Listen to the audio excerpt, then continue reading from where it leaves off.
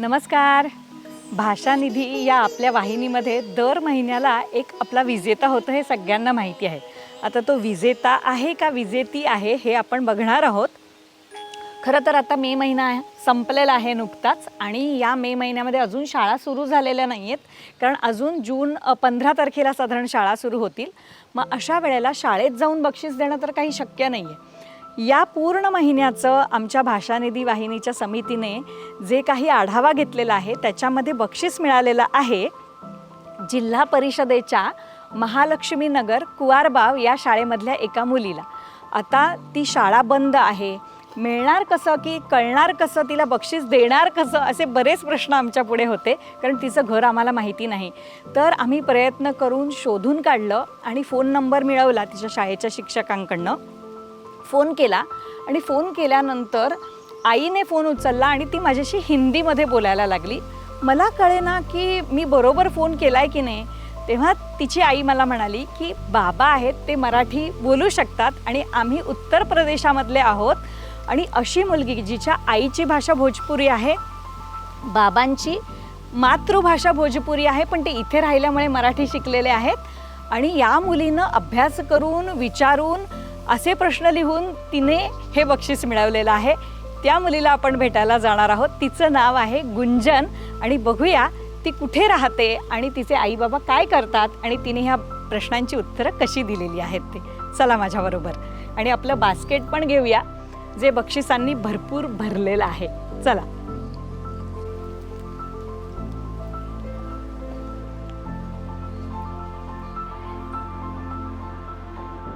कोणी आहे का घरी?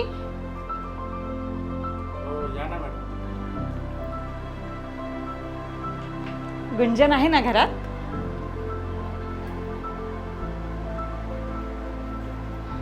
बसा ना तुम्ही सगळ्यांनी.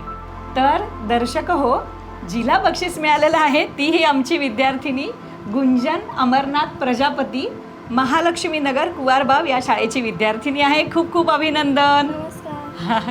शाब्बासकी तिला दिलेली आहे. आणि आता आपण तिच्या आईबाबांशी बोलूया आणि जाणून घेऊया की गुंजनने हा सगळा अभ्यास किंवा हे मराठीविषयीचं प्रेम तिचं कसं काय आहे त्याच्याविषयी. तर मंडळी, ही गुंजन, बस ना गुंजन इथे. हे गुंजनचे बाबा, ही गुंजनची आई, हा गुंजनचा छोटासा भाऊ रुद्रांश आणि ही गुंजनची छोटी बहीण आणि तिचं नाव आहे शगुन, बरोबर ना? हां. तर मी आल्या आल्या सगळ्यांची ओळख करून घेतली. तर गुंजनच्या आईला मी पहिला प्रश्न विचारते. मला सांगा की मी तुम्हाला काल फोन केला आणि तुम्ही हिंदीमध्ये बोलत होतात, तर तुम्हाला माहिती होतं की गुंजनने अशा स्पर्धेत काही भाग घेतलेला आहे? नहीं मालूम नहीं था. आप फोन की थी तभी पता चला. अच्छा. हाँ. तो आप बिल्कुल मराठी मतलब आप नहीं बोलते? नहीं कुछ भी. तो आप कहाँ से हो बेसिकली? यूपी से. पण तुम्हाला मराठी समजू शकतं? हाँ, थोड़ी बार समझती हूँ. अरे वा, चांगलं बोलताय तुम्ही मराठी. अच्छा, मग तुमची मातृभाषा कोणती आहे? हिंदी. हिंदी. आणि हिंदीमध्ये आणखीन भोजपुरी, अवधी? हाँ, भोजपुरी हिंदी यही दो भाषा हम लोग बोलते हैं. अच्छा. पण मग गुंजन खूप चांगलं मराठी बोलते. गुंजन, तू मराठी शाळेमध्येच जातेस, बरोबर ना? तर गुंजनच्या बाबांशी आपण बोलूया. तुम्ही कोणता व्यवसाय करता का नोकरी करता? मी रिक्षा चालवतो. अच्छा. आणि तुमची स्वतःची रिक्षा आहे? हो, स्वतःची रिक्षा. आणि हे घर? आमचं स्वतःच आहे, वडिलांनी बांधलेलं. अच्छा. आम्ही 3 भाऊ. हां. तिघेही वेगवेगळे राहतो. अच्छा. तर मंडळी, ही एक खोली आहे राहण्यासाठी. ही एक खोली आणि हे त्याला जवळ असणारं शौचालय आणि न्हाणीघर आहे. एका खोलीमध्ये राहून सुद्धा ही 3 भावंडं आणि ही मुलगी अभ्यास करते. घरची परिस्थिती अशी आहे की आई भोजपुरी आहे, बाबा इथे राहिल्यामुळे त्यांना मराठी येतं आहे आणि तरीसुद्धा मराठी शाळेमध्ये जाऊन ती शिकते आणि तिची इच्छा आहे की नाही मला ह्या स्पर्धेमध्ये भाग घ्यायचा आहे. तुम्हाला बाबा माहिती होतं ही स्पर्धेमध्ये हिने भाग घेतला आहे? नाही, माहिती नव्हतं स्पर्धेमध्ये. अच्छा. मग तुम्हाला असं दिसत तरी असेल ना की ती काहीतरी बघते?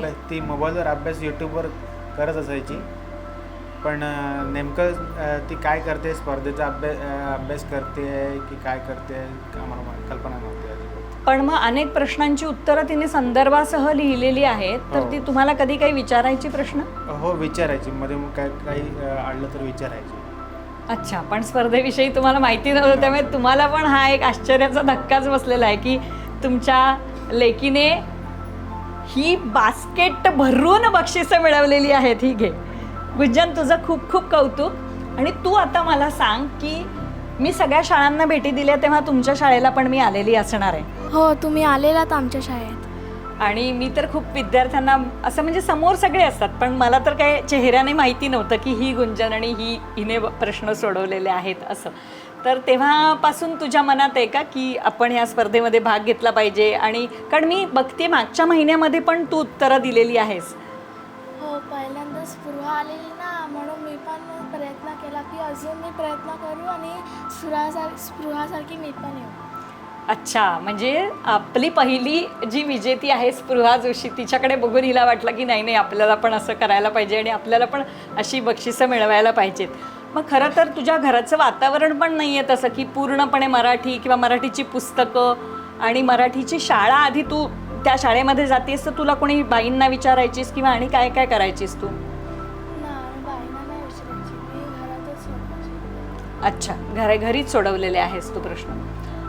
आणि मग मदत लागली तर बाबांना विचार. हो, बाबांना. अच्छा, तर बाबांना तू काय म्हणतेस? बाबांना पप्पा, आणि आईला? आईला मम्मा. अच्छा, तर अर्थात ज्या वातावरणातनं जशा पद्धतीनं जी मुलं राहतात शिकतात तर ती त्या भाषेमध्ये बोलतात. पप्पा म्हटल्यानंतर पप्पा बाबाच असतात आणि मम्मी म्हटलं तरी मम्मी आईच असते. पण हे सगळं करत असताना मराठी भाषा जपावी, वाढवावी.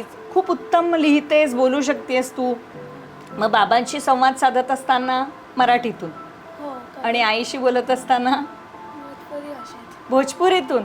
अच्छा, मग तुम्ही काहीतरी बोलून तर दाखवा. काय आज संध्याकाळी जेवायला काय करणार आहेस असं आईला कसं विचारणार?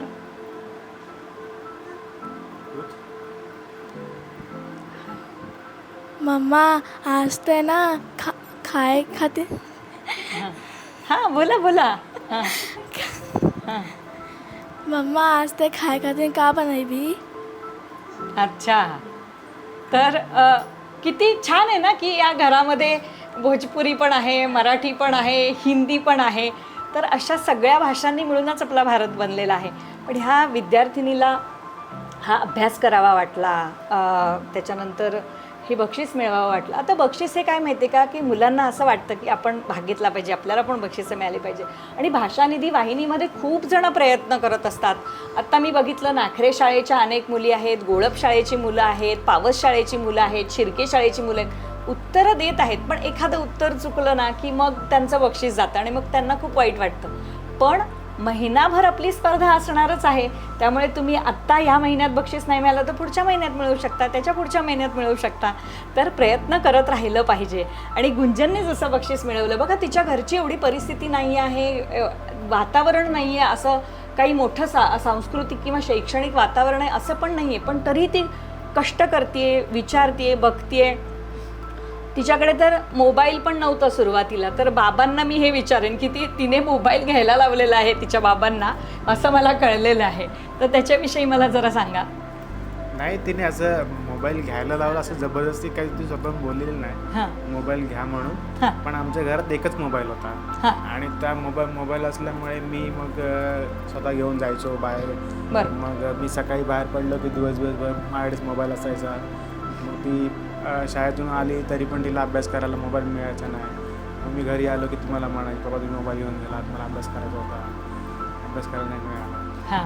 मग आम्ही 1 महिना झाला मी दुसरा मोबाईल घेतला. अच्छा, हां. म्हणजे त्याच्यामुळे तिला त्या घरामध्ये. आणि ती नेहमी म्हणायची ना की मला अभ्यासाला मोबाईल नाही, मला मग ऑनलाईन अभ्यास करायचा असतो की मोबाईल नाही. मग मी म्हणालो काय बघूया. बघा, एकच घरात मोबाईल. आज अशी परिस्थिती आहे की घरामधल्या प्रत्येकाकडे एक मोबाईल असतो.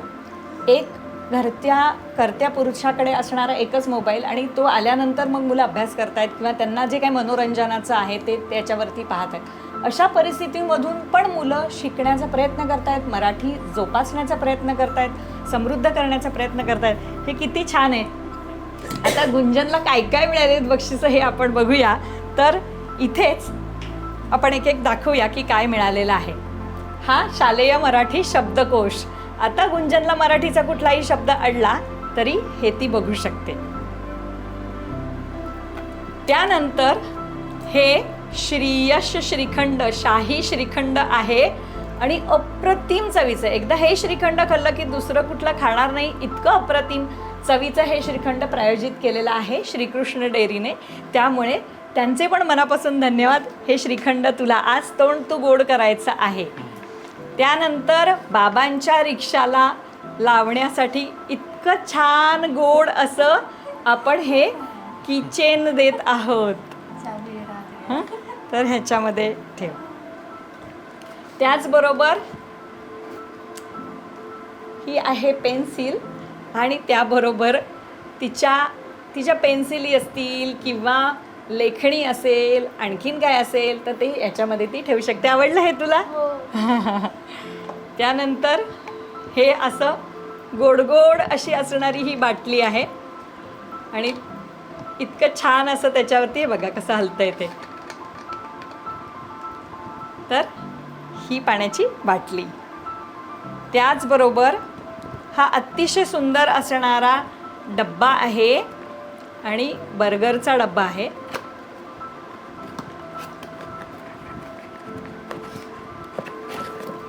तर हा डबा किती छान आहे ना, आवडला तुला?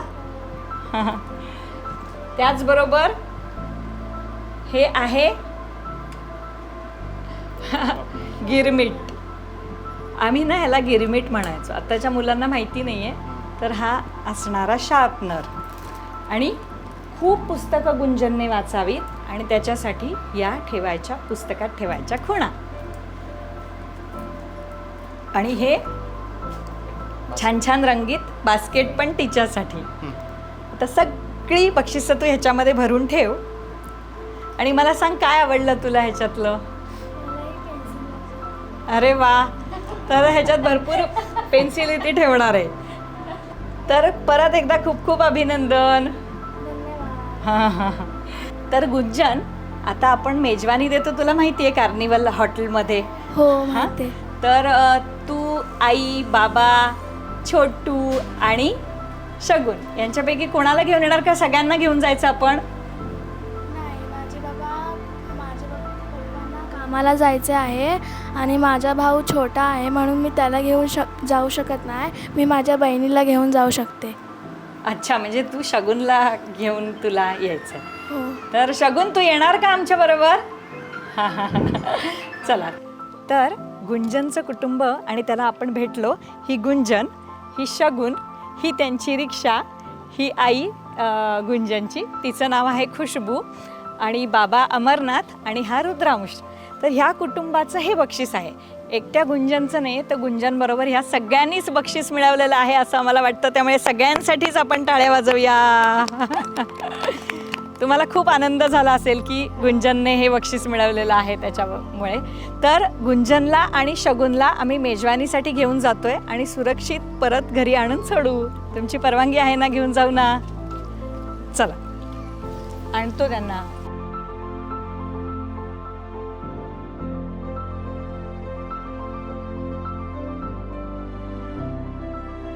तर आपण आलोय गुंजनच्या शाळेमध्ये आणि ही पाटी तुम्ही बघताय सगळेजण. जिल्हा परिषद पूर्ण प्राथमिक शाळा कुवारबाव, महालक्ष्मी नगर. तर गुंजनची खूप इच्छा होती की सगळ्यांच्या शाळांमध्ये जाऊन हे तुमचं शूटिंग झालेलं आहे, तर माझ्या शाळेमध्ये का नाही होणार. तिच्या आग्रहाखातर आपण तिची शाळा दाखवायला घेऊन आलेलो आहोत. तर गुंजन, कसं वाटतंय तुला? मस्त वाटतं. हां, काय सांगायचं आहे तुला? नमस्कार.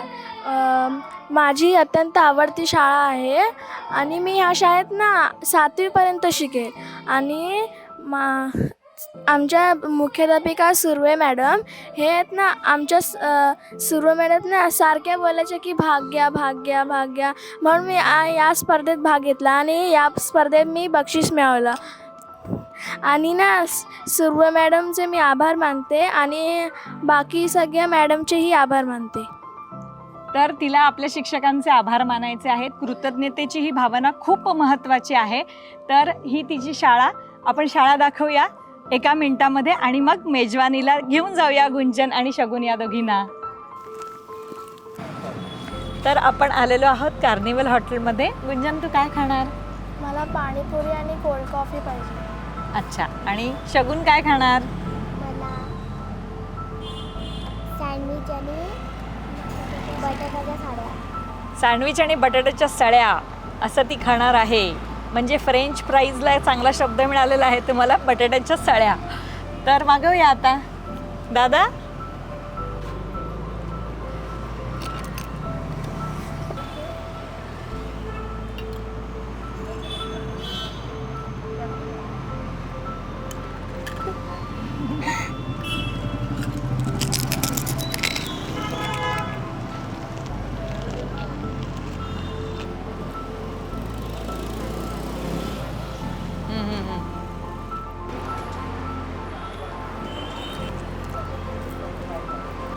तर मुलांनो, गुंजनने जसं बक्षीस मिळवलं तसं तुम्हालाही मिळवण्याची संधी आहे.